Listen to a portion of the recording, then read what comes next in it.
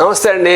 ఋతువు మారింది, వర్షాకాలం చలికాలం, దోషాలు ఎక్కువ ప్రవృత్తి, కమ్యూనల్ డిసీజెస్, చాలా వైరల్ ఫీవర్స్ ఎక్కువ వస్తున్నాయి. మలేరియా, డెంగ్యూ, చికెన్ గునియా, రకరకాలైనటువంటి జ్వరాలు వస్తున్నాయని భయపడుతున్నారు జనం. అదైతే మీ ఆయుర్వేదంలో మందులు ఉన్నాయా అని అడుగుతున్నారు. ఆయుర్వేదంలో ప్రత్యేకంగా పేర్లు మాత్రం మీరు చెప్పినవి కాదండి. వీటికి ఆగంతుక జ్వరాలు అని చెప్పి పేరు పెట్టారు. ఈ ఆగంతుక జ్వరాలు బాహ్య కారణాలు చాలా ఉండొచ్చు అండి. వాటి వల్ల వచ్చేటటువంటి వాతావరణం కలుషితమైనప్పుడు, నీళ్లు కలుషితమైనప్పుడు, మనం తీసుకునే ఆహారం కలుషితమైనప్పుడు దోషాలు దూషింపబడి జ్వరం రావడానికి అవకాశం ఉంది. ఆ జ్వరాలని సామాన్య జ్వరంతో పాటు ఆగంతుక జ్వరం కూడా చెప్పారు. పేరు ఏదైనా కానీ ఇర్రెస్పెక్ట్ ఆఫ్ ఆగంతుక జ్వరము అని మేము అంటున్నాం. దానికి ఒక రెఫరెన్స్ కూడా నేను మీకు ఇస్తాను. ఆగంతవో ఏ దేహే జ్వరాదయో భవంతి బాహ్య హేతుభిః ఉత్పన్న ఆగంతుజ ఇతి స్మృతాః అని శాస్త్రంలో చెప్పారు. కాబట్టి ఏ విధమైనటువంటి జ్వరమైనా కానీ పేరుతో నిమిత్తం లేదు. ఆయుర్వేద ఔషధాలు ఉన్నాయి, రండి ఆయుర్వేద చికిత్స తీసుకోండి. జ్వరం పేరు అనేది నిర్ణయించొద్దండి. టెస్టులు చేస్తే వైరస్ అవ్వచ్చు,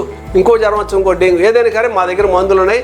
ఇమ్యూనిటీ పెంచడానికి ఇస్తాం, జ్వరం తగ్గించడానికి శాస్త్రంలో చెప్పింది. ఇమ్యూనిటీ పెంచడానికి అందరికీ తెలిసిందే. తులసి, అట్లాగే గుడూచి, అట్లాగే వచ, శుంఠి, ఇవన్నీ కూడా రెసిస్టెన్స్ పెరుగుతాయి, డైజెషన్ పెరుగుతాయి, లోగాలను దోతులను కూడా పచ్చని కంప్లీట్ చేస్తాయి. ఇంకా చాలా మెడిసిన్స్ ఉన్నాయండి. అలా అన్ని మందులు ఉన్నాయి. కాబట్టి ఏ జ్వరం వచ్చినా సరే ఆయుర్వేద వైద్యాన్ని తీసుకోండి, ఆచరించండి. చదువుకున్న ఆయుర్వేద వైద్యం దగ్గరికి వెళ్ళండి. ఆయుర్వేద మందు కోసం ప్రయత్నం చేయండి. దయచేసి ఆయుర్వేదాన్ని ప్రోత్సహించండి.